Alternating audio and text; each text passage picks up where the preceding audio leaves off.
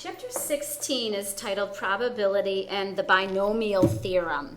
So we're going to go through today the first two sections. The first one is on the counting principle, which should be review for you. And then the second lesson is permutations and combinations. So let's get rolling here. First of all, let's just look at a couple simple experiments. The first one says tossing a fair coin. If we toss a coin in the air, we could get a heads or we could get tails. So this actually becomes the sample space for the experiment. I could get heads or I could get tails. And we see then that there are two elements in that sample space. Rolling a fair die, the possible outcomes or the sample space. If you roll a fair die, you could get a 1, a 2, a 3, 4, 5, or a 6. And so there are 6 elements in that sample space. The set of all possible outcomes in any experiment is called the sample space. And we use curly braces because it's a set of values that all belong to the same event. So let's look at a few more. This time, tossing a nickel and a die together. So of course the possible outcomes for the nickel, we could get heads on that nickel or tails. And the possible outcomes for the fair die, same as above, 1, 2, 3, 4, 5, and 6. So there are 6 outcomes here. There are 2 outcomes here. So, one sec. All right. So together, sorry about that, I got interrupted. Together, the sample space would be heads with a 1, or heads with a 2, or heads with a 3, etc. Heads with a 4, heads with a 5, heads with 6.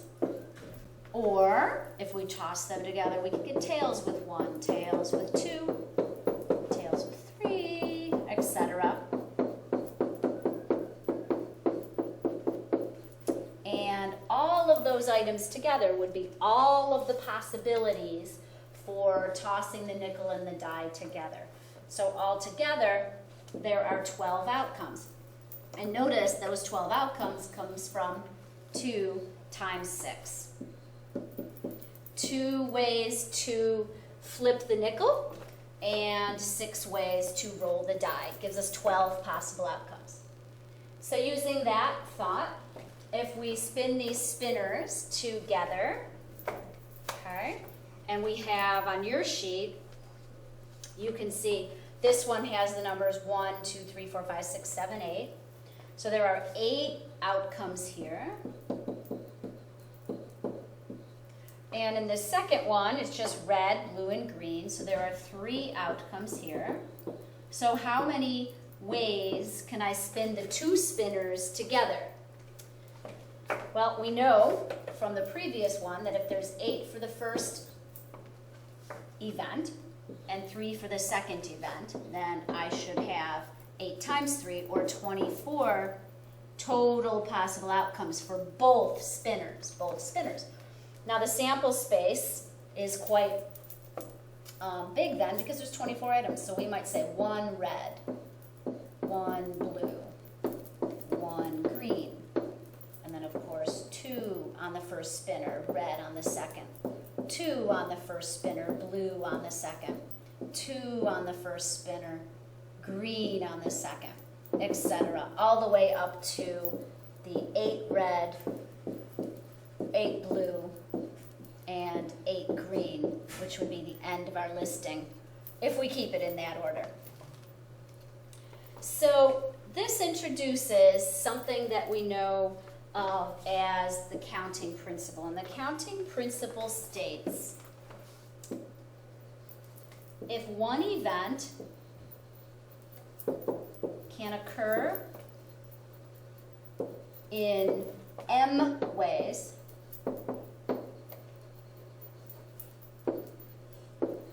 and another event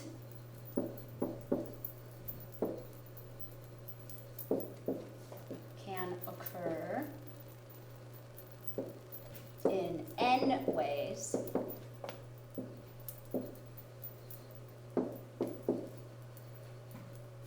Then there are m times n ways that the two events can occur together.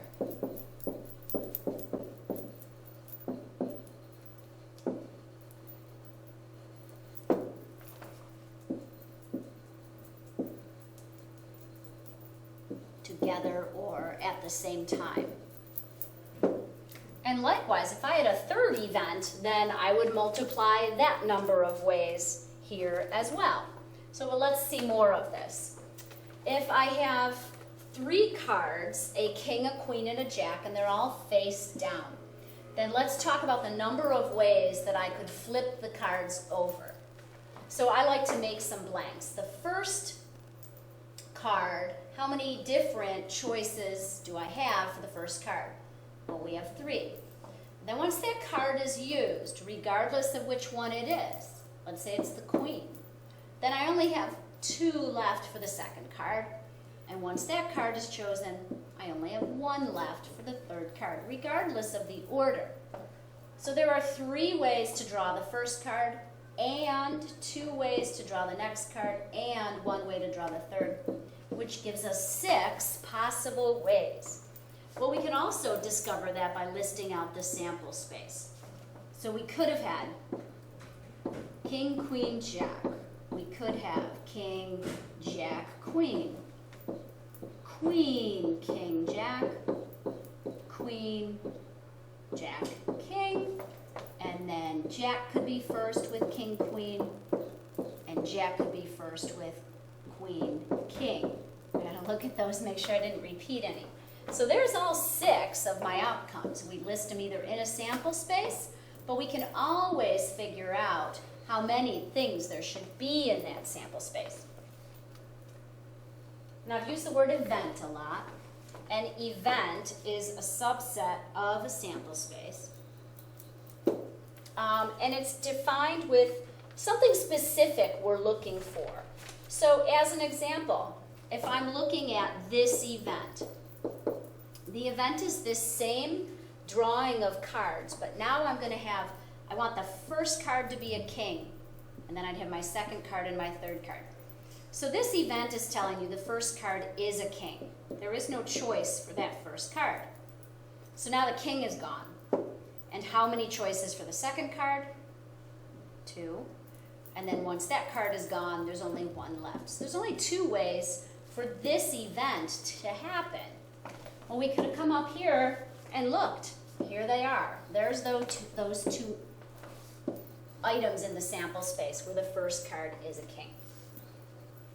Let's try the next one. What if the second card is a king?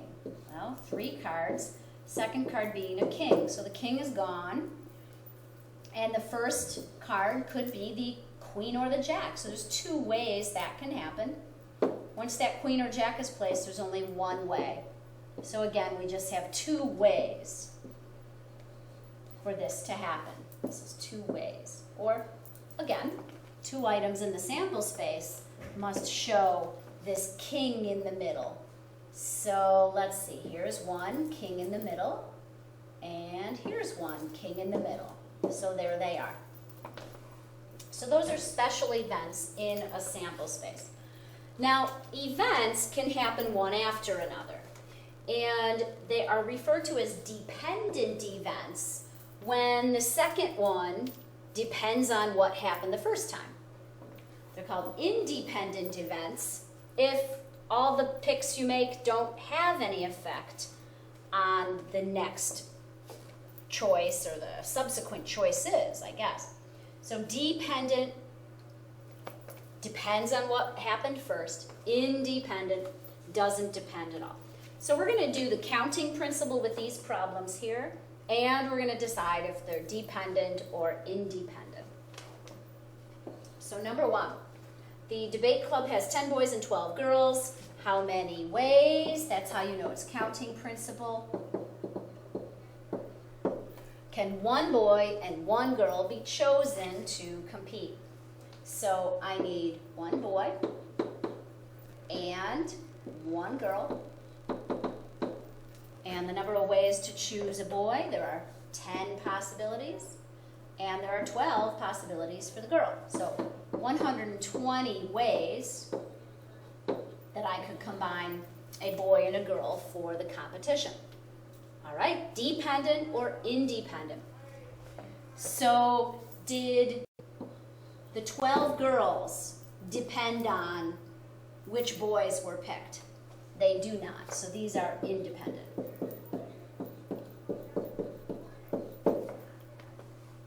Okay. See if you can pause the video and do a few of these without me. You might need a couple more with me, but you can give it a shot. Let's see.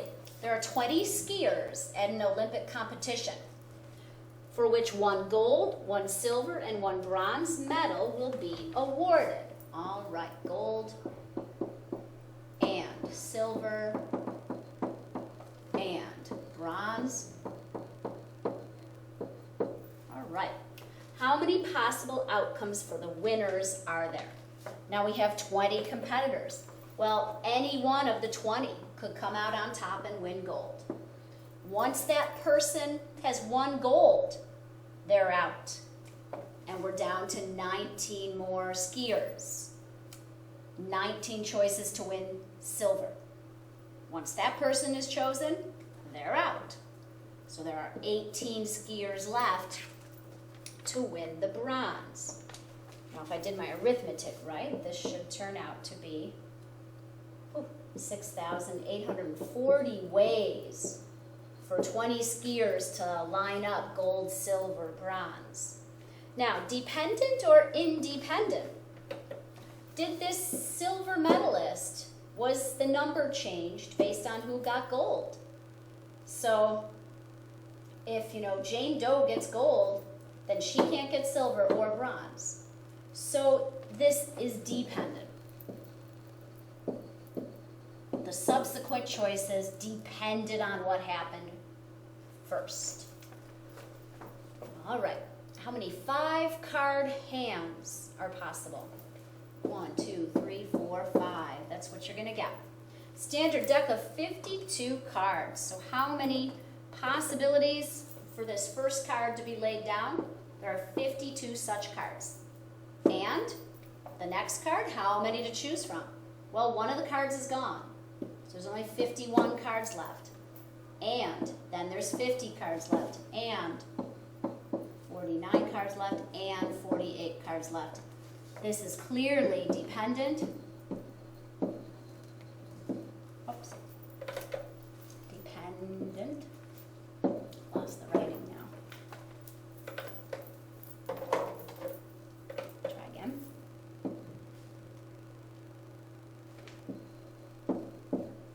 Dependent. And you can multiply these together and see what we get. The number of 5-card hands. My sheet says 311,875,200. That's quite a number of hands there. I'll check my work for me in case I hit a wrong button. That's a big number. All right. If you're feeling good now, pause this video and try a few. How many pizza orders with one topping are possible with 4 kinds of crust? So we're going to choose the crust. We have 4 possibilities. And we're going to choose the topping. We're only allowed 1 topping. But there are 10 choices. And size of pizza, there are 3 different sizes. So if I go to order a pizza, 4 choices for crust, 10 choices for topping, 3 choices for size. There are 120 different ways we could order that pizza. Now, independent or dependent? Did the topping depend on the crust? Or does the size depend on the topping? No, they do not. So this is a set of independent choices. All right. from the set, and on our papers we see A, B, C, D, E. From the set A, B, C, D, E, a letter is drawn and replaced. So we're going to draw a letter, and then we're going to put it back. So how many ways can we draw the first letter? 5 ways. And we put it back, and we draw another letter. So how many ways can we draw a second letter? Still 5 ways. So 25 ways to draw those 2 letters. Independent or dependent? We said independent. That second letter does not depend on what was chosen first. If we go back to our sample space, we could say we're going to choose 1 letter, 2 letters, so we could get A, B, A, C, A, D, etc., A, E. And then we're going to go on and say we could get B, A, I shouldn't have left out, B, A, B, B, B, C. So if you went and listed all of these, there would be 25. We haven't changed what we started with at the beginning of the notes. We're still talking about counting up the number of ways that something can happen. All right. So if we want to find out the number of ordered selections, and there's something missing on here, if R equals 3 and N equals 5. Find the number of ordered selection of R objects. So I'm taking 3 objects from a collection of 5. And I'm not going to put them back. So 3 objects, 1 and 2 and 3. How many ways can I pick the first object? From 5 objects. 5 ways. Now that object is out. I'm down to 4 objects. So there's only 4 ways to choose an object. Now that object is out. Down to 3 objects. So first choice, second choice, third choice comes out to be 60 ways to do that. And without replacement is definitely dependent. What about with replacement, which is like the letters question up above? So I'm going to take my first item out of the 5. Remember we started with 5. So if I have 5 items, I can pick any of 5. And then I put it back. So if I put it back, I still have 5 for my second choice. And if I put it back, I still have 5 for my third choice. And altogether, that's 125 ways to do that. And this one, each pick is independent of the other. All right. Now, a tree diagram you might have used can help you to organize your thoughts as well, especially when you have a multiple set of choices. So here we're going to have 2 appetizers, 3 entrees, and 3 desserts. I think on your sheet it shows a little more. Let's see, you know what, I'll add that in. It says ice cream. So there are actually 4 desserts. So, first question, how many different meals can someone order? Where they get an appetizer and an entree, 3 choices, and a dessert, 4 choices. So there's 24 different ways that someone could place an order off of this menu. Now, how many of those have baked fish, and how many of those do not have soup or fish? So one of the things that we could do, let's remind ourselves what a tree diagram looks like, is your first box up above is the soup or the salad. That's the 2. So you could get a salad or a soup. After that salad, you're choosing from the second box. and that was fish, chicken, or pot roast. I've abbreviated them, F, C, and R for roast. So you could get a salad and then fish, or you could get a salad and a chicken, and a salad and a pot roast. Or soup and fish, soup and chicken, soup and pot roast. Now what about the dessert? Well, if you're up here from this second choice and you had fish, you could get, and we'll have to abbreviate here, I think I have, we'll go with fruit, pie, cake, and ice cream, FPCI. Okay, so if you had the fish, you could get fruit, pie, cake, or ice cream. There's 4 branches coming off of each of these. If I had the salad and the chicken, I could still get fruit or pie or cake or ice cream.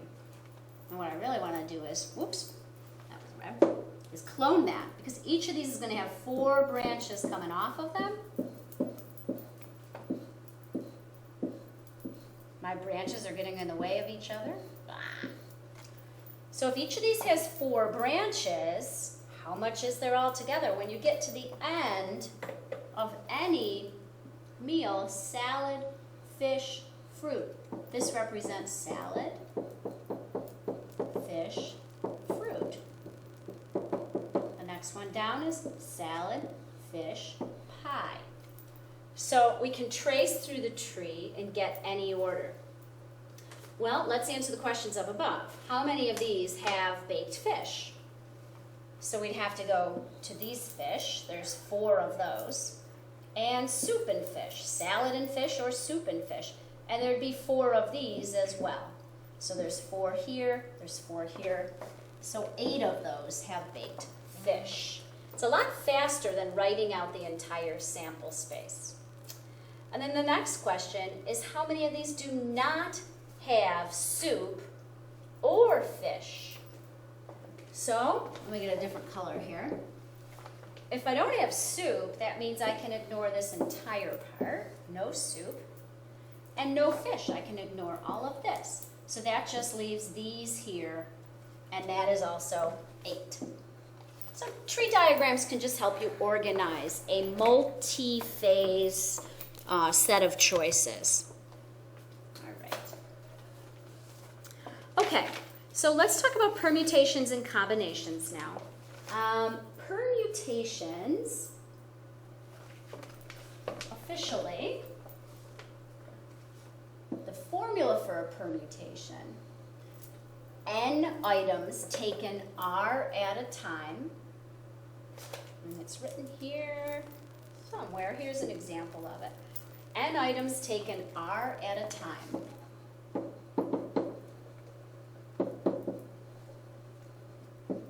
Like we just did with the food, is represented by a permutation, and it looks like this, might be small, NPR. And this is actually in your calculator. We'll get to that in a minute. We'll be able to utilize that. It's called the permutation. Permutation is an arrangement of objects in a specific order. And it's important to remember, order matters for permutations. So as an example, we usually talk about lining kids up. So here's Amy, Bob, and Cindy, A, B, and C. I can still draw the sample space for them and get this, how many ways can I take these 3 students and line them all up, all 3 of them for lunch. So 3 students taking 3 at a time, all 3 of them. So ABC, ACB, we could still do this. But if you recognize that it is a permutation, okay, you can also just say, well, it's 3 choices for the first person in line. Once that person's set, there's 2 choices for the next person in line. And once that person is set, there's only 1 person to put at the end. So this is 6 ways. 6 ways to take 3 items, in this case it's the students in the class, and line all of them up. So let's try this on our calculator. Grab your calculator and hit the math button. And at the top, you want to arrow over to the menu for PRB. And then you should see the permutation choice. Now, I apologize, I left this off. If we're going to do 3, permute 3, you actually have to put this 3 in before you go into all the math. So I apologize with that. Put the 3 in first, and then math, PRB, choose your NPR, and then put your other 3 in. And that should give you 6. So anytime we notice that we're taking several items and putting them in a specific order, we might be taking all of them, we might not. We're going to use a permutation. Let's do a few of these. Right here. 5 students from 20 are chosen to fill the roles of president, vice president, treasurer, and secretary, and historian. So those are very specific. You would be in order depending on who I picked for president, vice president. So there are 20 students, and we're putting 5 into some order. So we're taking 20 things, 5 at a time. So we're grabbing 5 of them and putting them in order. President, vice president, treasurer, secretary, and historian. Go ahead and do that on your calculator. Put that, don't forget to put that 20 in.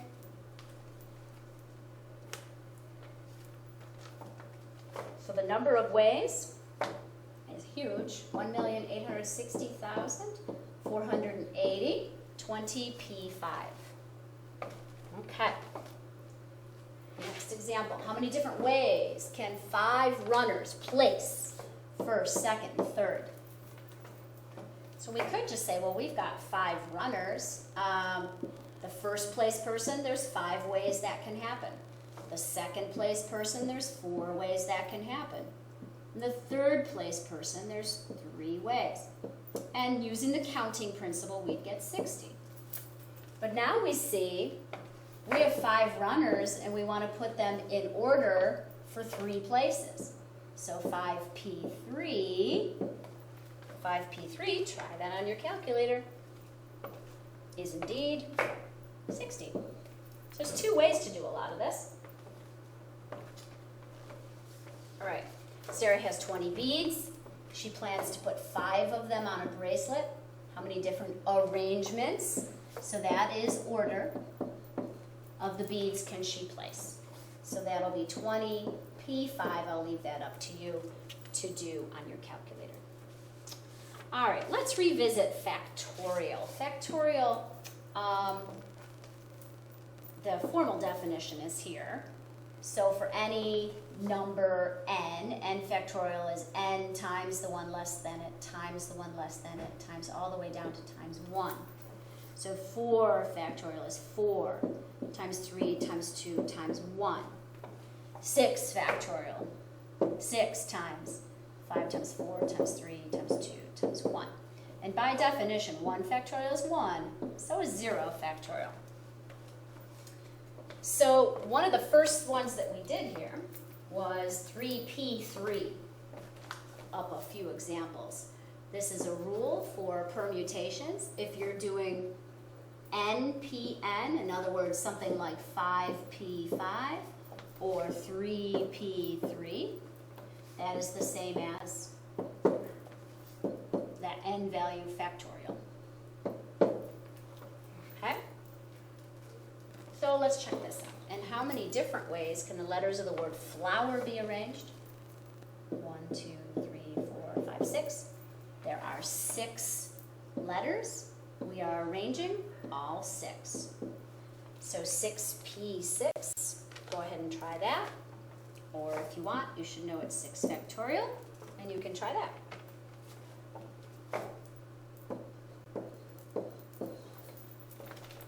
Okay.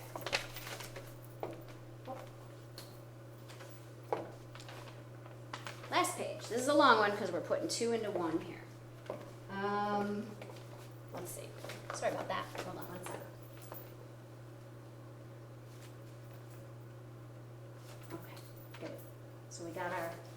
the letters of the word flower, 720.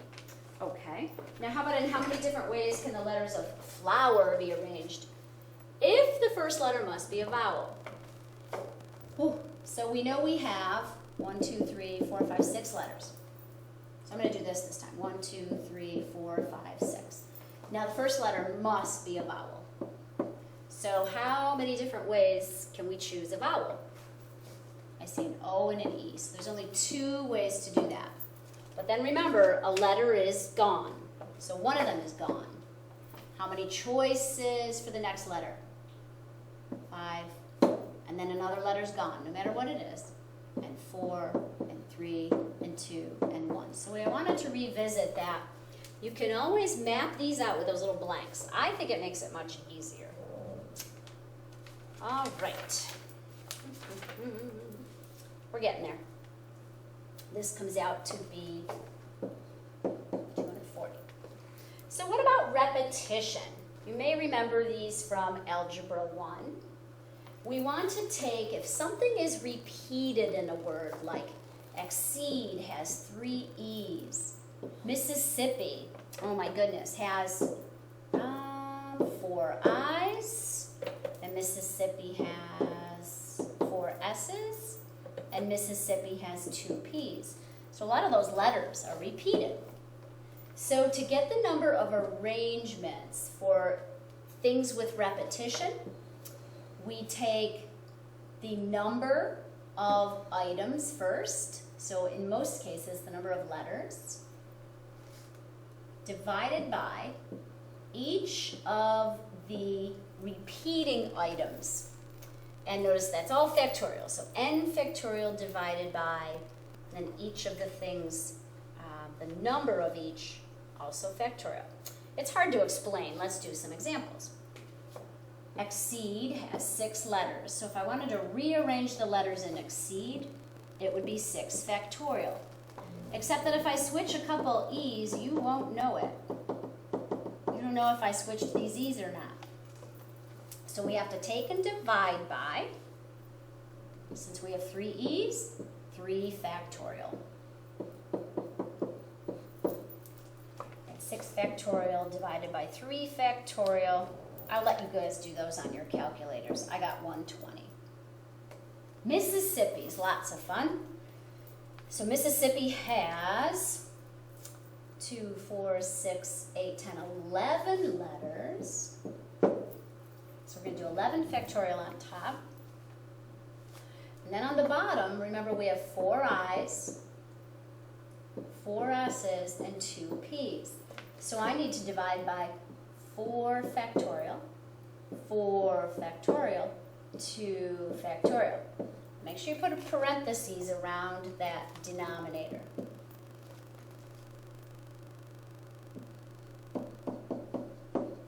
Try that one. Okay. So permutations, order matters. In combinations,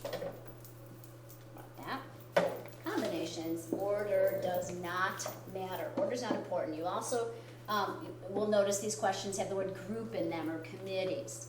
And again, we have the official definition for, official formula for a combination of n objects taken r at a time.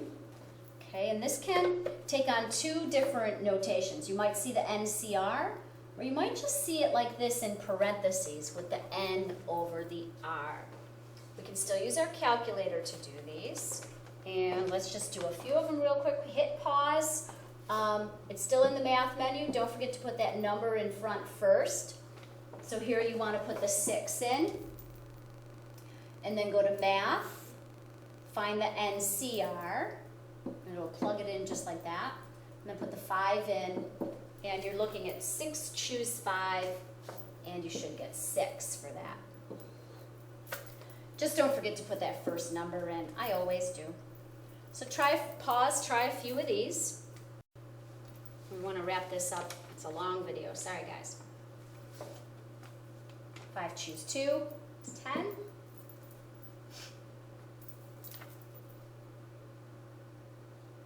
10, choose 7, 120. 7 choose 7. Now think about this one. If you have 7 items and you're going to choose all 7 of them, there's only one way to do that. How about 4 items and you're choosing none? There's only one way to do that. So those should make sense. Now here's some of our problems. How many different ways can 4 students be selected, just selected, from a group of 15? So that's going to be 15C4. Let's set these up, not necessarily do them all. How many different groups of 10 students can be chosen from a class of 30? So it's just a group of students, 30C10. How many different combinations of 5 letters can be drawn from the alphabet if 3 are consonants and 2 are vowels? So you have to know your vowels, or A, E, I, O, and U. There's 5 of them. So here's the vowels right here. If I choose 3 ways to get a vowel, and the rest of the the rest of the letters are consonants. There's 21 consonants in the alphabet. So we'd have 21 consonants, choose 3. Whoops, I made a mistake there. There's only 2 vowels, right? 2 vowels. 21 choose 3 times 5 choose 2. We're going to have different combinations of letters. And the last one, we're just choosing chips from different colors. So let's set these up. Let's see, 9 red, 4 blue, 6 yellow. How many ways can 6 chips be chosen? So for my NCR, R is always going to be 6, or add up to 6 at least. So what if I want all of the chips to be red? So I've got 9 red, and I'm choosing 6. That's it. What if I'm choosing 6 chips, but I want 2 of them to be blue? So look up here at blue. There's 4 blue, choose any 2. And if 2 chips are blue, then 4 chips are something else. So what would those 4 chips be? They can't be blue. They have to come from the yellow and red. There's 15 of those, and that would be the rest of the 4. So again, this is that 4 of them are blue. No, out of the 4 blue, 2 of them are blue. And out of the rest of the 15, 4 of them are a different color. All right. And last one. 2 chips of each color. All right, so 2 chips of red, 9, choose 2, and 2 chips of blue, there's 4 of those, choose 2, and there's 6 yellow, choose 2. And that is that. Notice that the R values, the 2 and the 2 and the 2, still add up to these 6 chips. Okay, we need a total of 6 chips. That was a lot. See you tomorrow. Good job.